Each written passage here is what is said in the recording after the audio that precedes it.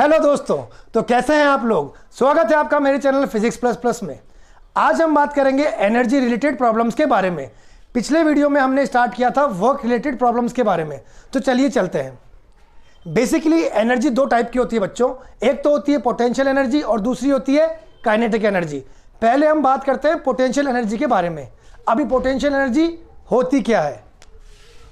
Potential energy, जैसा कि इसके नाम से तुम्हें लग रहा है कि पोटेंशियल क्या है, पोटेंशियल किसी चीज़ का, यानी कि उसमें कितना पोटेंशियल है, उसमें कितनी एनर्जी स्टोर है। तो किसी चीज़ के अंदर जो स्टोर एनर्जी होती है उसको क्या बोलते हैं, पोटेंशियल एनर्जी। वो उसमें क्यों स्टोर होगी, हाइट की वजह से। किसी चीज़ में अगर हाइट दे दी जाए तो उसमें एक एनर्जी आ जाती है, उसे हम बोलते हैं पोटेंशियल एनर्जी। पोटेंशियल एनर्जी का फॉर्मूला जो होता है वो क्या होता है, mgh, जहां पे m है मास, g है ग्रेविटेशनल एक्सेलरेशन, या फिर हम बोल सकते हैं एक्सेलरेशन ड्यू टू ग्रेविटी, और h यहां पे है ऑब्जेक्ट की हाइट। तो बच्चों mgh फॉर्मूला किसका हुआ, पोटेंशियल एनर्जी का। इसमें आपको हाइट दी जाएगी। अब mgh का जो फॉर्मूला है पोटेंशियल एनर्जी का, इस पे क्वेश्चन कैसे आता है।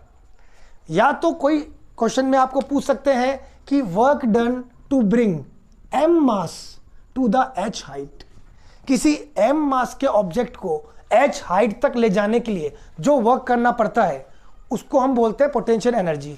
या तो क्वेश्चन आपसे ऐसे पूछेगा कि कोई मान लीजिए 20 किलो की चीज़ है, उसको आप 20 मीटर हाइट पे लेके जा रहे हैं, तो आपको कितना वर्क करना पड़ेगा। यानी जब भी हाइट आएगी वर्क पूछेगा तो भी उसका मतलब क्या होगा, mgh ही होगा।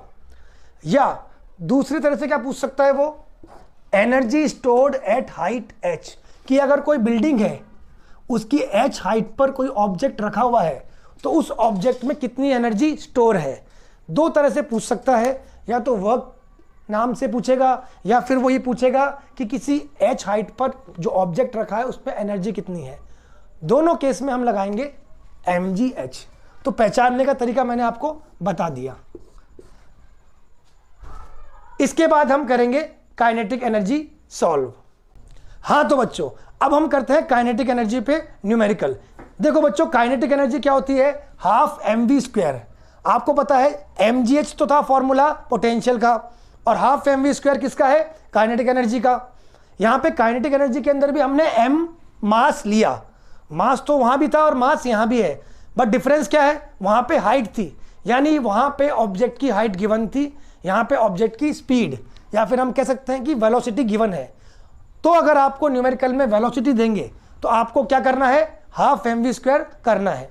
अब क्वेश्चन दो तरह से पूछ सकता है। मैं अगर ऐसे बोलूं कि कोई m मास का ऑब्जेक्ट है, उसको मैं v स्पीड से फेंकता हूं तो मुझे कितना वर्क करना पड़ा, तो भी मैं हाफ mv² ही निकालूंगा। या फिर मैं डायरेक्ट बोल दूं कि काइनेटिक एनर्जी निकालिए, तो भी क्या निकालना होगा, हाफ mv²। इसका मतलब यह हुआ कि अगर वर्क पूछेंगे और अगर स्पीड देंगे तो भी हाफ mv² लगाएंगे, और अगर डायरेक्टली बोलेंगे कि काइनेटिक एनर्जी आप निकालिए तो भी आप क्या करेंगे, हाफ mv²। अब हम नेक्स्ट टॉपिक में बताएंगे कि अगर दो अलग अलग स्पीड दे रखी है तो उसे कैसे सॉल्व करना है। हाँ तो बच्चों अगर आपको दो अलग अलग स्पीड दे रखी है, मान लीजिए आपको u दे रखी है इनिशियल स्पीड और v दे रखी है फाइनल स्पीड, तो अगर आपको दो दो स्पीड दे रखी है तो आप क्या करेंगे, तब आप एक नया फॉर्मूला क्या लगाएंगे, half mv² minus half mu²। यानी कि फाइनल काइनेटिक एनर्जी में से इनिशियल काइनेटिक एनर्जी को माइनस करेंगे, इसे हम कहेंगे kf फाइनल काइनेटिक एनर्जी, और इसे अपन कहेंगे ki इनिशियल काइनेटिक एनर्जी। यानी कि पहले आप u स्पीड से चल रहे थे, थोड़ी देर बाद आपकी स्पीड v हो गई।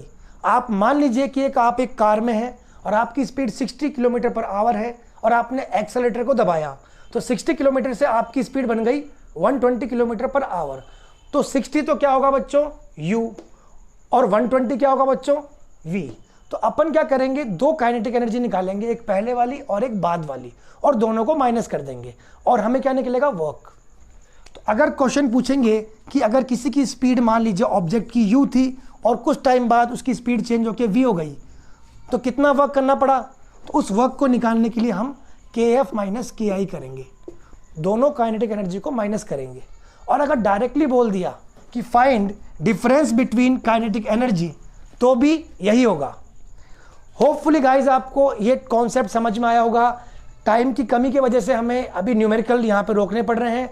आज हमने आपको फॉर्मूला बताया, नेक्स्ट वीडियो में मैं आपको इसी पर रिलेटेड न्यूमेरिकल कराऊंगा। Thank you very much.